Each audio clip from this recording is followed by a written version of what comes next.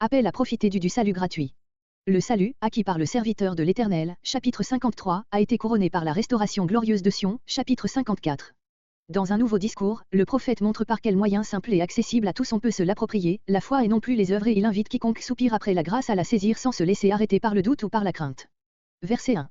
Verset 1 a cette invitation à profiter de la grâce et du moment où elle est offerte. Ces paroles ne peuvent se rapporter au bien-être matériel qui serait promis aux Israélites revenant de l'exil, en échange des misères de la captivité. La solennité toute particulière de l'appel prophétique et l'indication expresse, verset 2, du moyen par lequel on doit s'approprier les biens promis, écoutez-moi, prouve que ces biens sont d'une nature plus relevée. Les aliments offerts sont une image du salut que Dieu promet à tous gratuitement et largement, à la seule condition qu'ils viennent le chercher. C'est d'abord tout simplement de l'eau et du pain, manger, comparé verset 2, les aliments indispensables, puis, dans la seconde partie du verset, viennent les aliments plus coûteux et plus nobles, le vin, qui est comme le lait des vieillards et le lait, ce vin des enfants, une pierre 2.2, ainsi la satisfaction non seulement suffisante, mais variée et surabondante des besoins de tous. On ne peut lire cette royale invitation de la grâce sans penser au « venez, car tout est prêt » de la parabole, Matthieu 22.4. Comparez l'image du festin préparé pour les peuples sur la montagne de Sion Ésaïe 25.6-8 et la promesse évangélique Matthieu 5.6. Verset 2. L'argent et le travail, employés pour ceux qui ne rassasient pas, représentent les vains et laborieux efforts de l'homme pour trouver le bonheur sur la voie des satisfactions terrestres, Jean 4.13-14. Le moyen d'obtenir le rassasiement véritable, c'est l'audition attentive de la parole de Dieu, la foi, Jean 6.27-29. Comparez Amos 8.11 où Dieu menace d'envoyer dans le pays non la famine du pain, ni la soif de l'eau, mais la faim et la soif d'entendre sa parole. Verset 3. Les grâces permanentes de David, les faveurs assurées à David et à sa race par les promesses de Dieu. Le peuple tout entier en héritera, et cela, à toujours. Allusion à la prophétie de Nathan 2 Samuel 7.16, qui forme la base de toutes les prophéties messianiques subséquentes aux paroles de David 2 Samuel 7.28-29, 2 Samuel 23.5. Comparez Psaume 89.29-38 passage que le prophète semble avoir sous les yeux. Verset 4. David a dominé sur des peuples nombreux, 2 Samuel 8.11-14, il a pu dire, tu m'as établi chef des nations, le peuple que je ne connaissais pas m'a été soumis, voir Psaume 18.44-48. Israël converti jouira des mêmes privilèges, verset 5, le peuple entier, même le plus faible, sera comme David, Zacharie 12.8.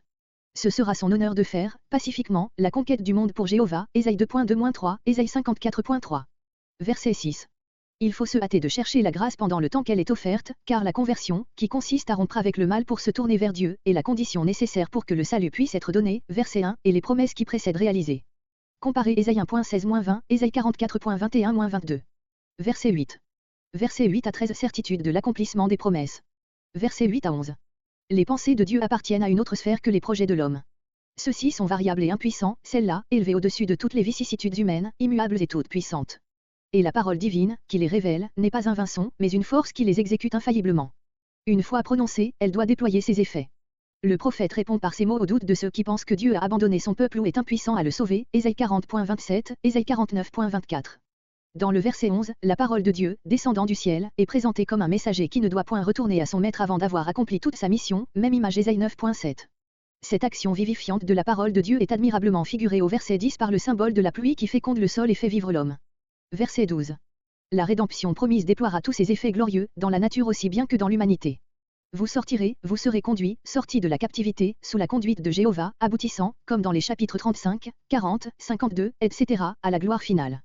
Sur l'idée d'une nature transformée et s'associant à la joie des rachetés, voir Ésaïe 35.12, Ésaïe 41.18-19, Ésaïe 44.23, Ésaïe 49.13, etc. et Psaume 96.11-13, Psaume 98.7-9, comparez Romains 8.21. Cette transformation qui couronne magnifiquement l'œuvre de grâce accomplie par l'Éternel en faveur de son peuple, sera comme un monument éternel de son amour, de sa puissance et de sa sagesse.